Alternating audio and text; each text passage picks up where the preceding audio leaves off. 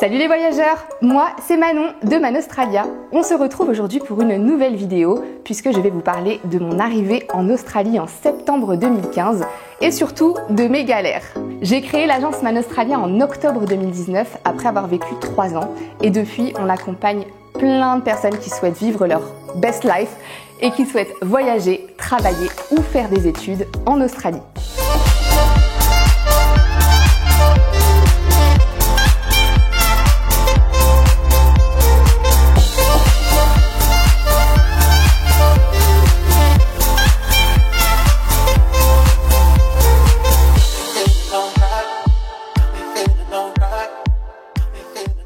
Du coup, on me demande souvent pourquoi est-ce que j'ai choisi de partir en Australie et les raisons que je donne, c'est que j'avais envie d'apprendre l'anglais, que j'avais envie de découvrir une nouvelle culture, que le temps était beau.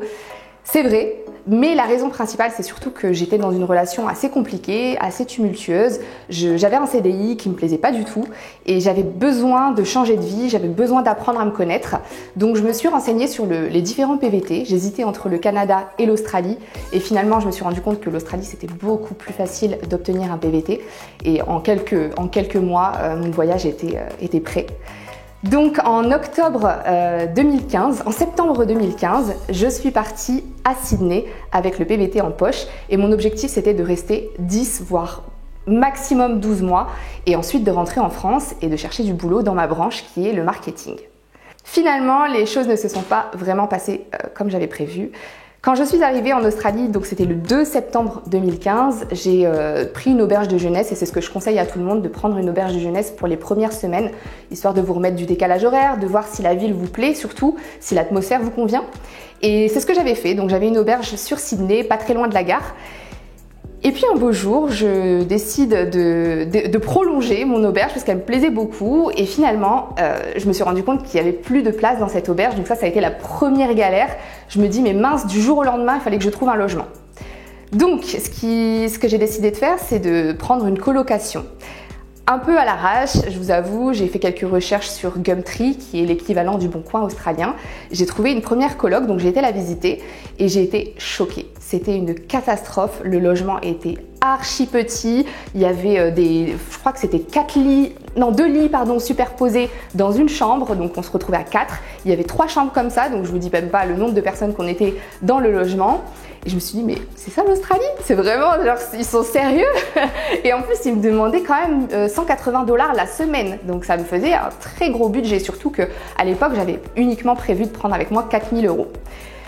Bref, je réfléchis, etc., etc.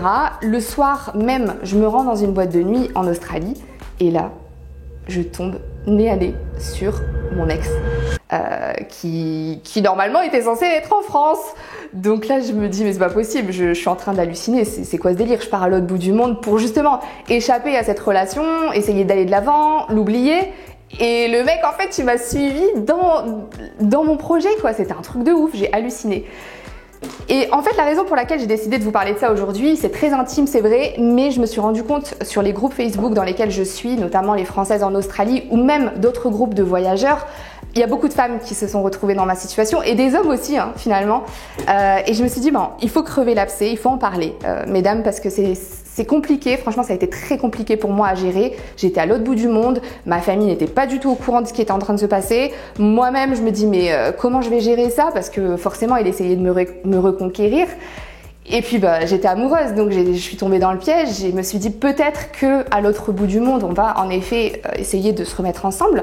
Donc on a cherché une coloc ensemble, on a trouvé une coloc ensemble et finalement j'ai tenu 4-5 jours, peut-être une semaine, grand maximum, mais vraiment grand maximum. Je me suis rendu compte que c'était pas du tout ce que je voulais et je me suis dit mais Manon, réveille-toi, t'es pas partie à l'autre bout du monde pour justement retourner dans tes travers et repartir dans cette relation qui te convient pas. Et donc j'ai pris mes clics et mes claques, comme on dit, et j'ai décidé vraiment d'arrêter de cette relation et de chercher une coloc tout seul. Et j'ai eu de la chance, je pense que la chance m'a souri. J'ai rencontré un Français qui travaillait dans un bar parce qu'en parallèle, j'essayais de trouver un peu des petits boulots, donc dans un café ou dans un bar. Et un Français me dit, bah voilà, on a commencé à faire connaissance. Il me dit, bah écoute, si tu veux, j'ai une chambre qui se libère dans ma coloc, c'est sur Bondi Beach. Viens la visiter, si ça te plaît, tu peux arriver quand tu le souhaites, il n'y a pas de problème.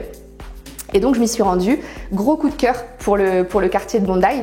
Donc j'ai accepté avec grand plaisir cette proposition et le loyer il était à peu près de 250 $ par semaine et j'avais ma chambre seule. Donc c'est franchement correct à ce niveau-là.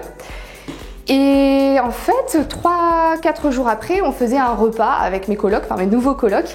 On était partis dans un restaurant sur Bondi et on a pris le bus. Et puis dans le bus, rebelote, je croise mon ex encore une fois. Je me suis dit mais mon Dieu, c'est pas possible. Enfin Bondi, Sydney même, la ville en elle-même, elle est immense. Il faut que je me retrouve nez à nez avec lui dans le même bus. Enfin vraiment, c'est un truc de ouf. Et donc j'ai dit à mes colocs, je leur avais expliqué un petit peu la situation et puis je leur ai dit est-ce qu'on peut descendre à cet arrêt-là, ça m'arrange. Donc on a appuyé sur l'arrêt et mon ex m'a vu et en fait lui il avait absolument pas accepté que je me barre de l'appartement la semaine d'avant. Et quand il m'a vu descendre, il m'a poussé, donc les portes en fait du bus se sont ouvertes et il m'a poussé, je suis tombée, je suis très mal tombée d'ailleurs parce que je suis tombée sur le trottoir. Et Dieu merci, il y avait des caméras. Donc moi j'ai décidé d'aller porter plainte. Et franchement, encore une fois, n'hésitez pas. C'est vrai que c'est compliqué, on se dit mais je vais me ruiner ma vie, je vais lui ruiner sa vie à lui aussi. Mais franchement, j'avais très peur. Je me dis j'ai personne autour de moi qui est là pour me supporter, en tout cas m'encourager et me rassurer. J'avais que la police vers qui me tourner si vraiment je voulais que ça cesse en fait finalement. Donc je suis allée porter plainte le soir ou le lendemain matin. Et franchement, la police en Australie, ça n'a rien à voir avec la France. Clairement, ils m'ont vraiment rassurée. Ils m'ont mis à disposition ils m'ont demandé en fait si j'avais besoin d'une traductrice parce que ça faisait à peine 3 ou 4 semaines que j'étais arrivée, donc je parlais pas très bien anglais. Donc aller porter plainte en anglais, c'était vraiment sortir de ma zone de confort, quoi. Ça a été très compliqué ce passage-là. Et c'est pour ça que j'en parle jamais. D'ailleurs, même mes parents ne sont pas encore au courant. Donc, ça a été compliqué pour moi de me rappeler de ces moments-là parce que je les ai vraiment vécus intensément et je me suis dit, c'est soit maintenant je passe à autre chose, soit à jamais je reste avec lui et je vais jamais m'en sortir. Et donc voilà, pour en revenir sur l'histoire de la police, ils m'ont mis à disposition quelqu'un qui parlait français. Tous les 2 ou 3 jours, j'avais quelqu'un de la police de Bondi qui m'appelait pour savoir comment j'allais, si il m'avait recontacté, si j'avais besoin d'une psychologue. Enfin, c'était hyper carré. Et puis voilà, c'était hyper rassurant. Je me suis dit bon, j'ai l'impression que c'est bon, cette fois-ci, je vais pouvoir passer à autre chose. Et quelques jours plus tard, j'ai décidé de prendre des cours d'anglais parce que mon niveau était vraiment pourri. C'était très compliqué pour moi de trouver du travail à cette époque-là. Et donc les cours d'anglais m'ont vraiment servi de 1 parce que grâce à ça, j'ai rencontré un autre garçon qui, lui, m'a permis de passer à autre chose. C'était un Tchèque, il venait de République tchèque. Et grâce à lui, j'ai commencé une nouvelle relation. Donc j'ai vraiment pu me focaliser à 100% dans cette relation et du coup plus retourner avec mon ex. Mon ex a compris que je passais à autre chose, que j'étais prête à passer à autre chose et donc lui aussi est passé à autre chose et tant mieux. Maintenant on est vraiment en bon contact, on est courtois en tout cas. Et lui il a fait son aventure, moi j'ai fait mon aventure de mon côté et finalement ces cours d'anglais ils m'ont énormément servi puisqu'également 2 semaines après le début des cours j'ai trouvé du travail. Donc voilà, tout est bien, qui finit bien. Ma famille m'a rejoint en Australie 1 ou 2 mois plus tard. On a fait un road trip sur la côte est de l'Australie et c'était juste génial, quoi. L'aventure a démarré enfin à ce moment-là. Elle aurait pu très mal se finir, elle aurait pu très mal tourner cette aventure. J'aurais pu finalement péter un câble et me dire j'abandonne tout, je vais jamais m'en sortir, je rentre en France. Ou j'aurais pu retourner avec lui et on ne sait pas comment ça se serait fini. Ou j'aurais pu prendre mon courage à 2 mains et puis avancer. Et c'est ce que j'ai choisi.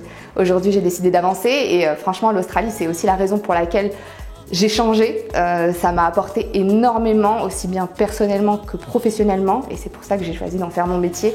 C'est une très belle aventure. Et n'hésitez pas à partir en Australie ou ailleurs, ça va vous apporter beaucoup. Je vous remercie de m'avoir écouté, j'espère que cette vidéo vous aura plu et puis je vous dis à très bientôt pour la prochaine.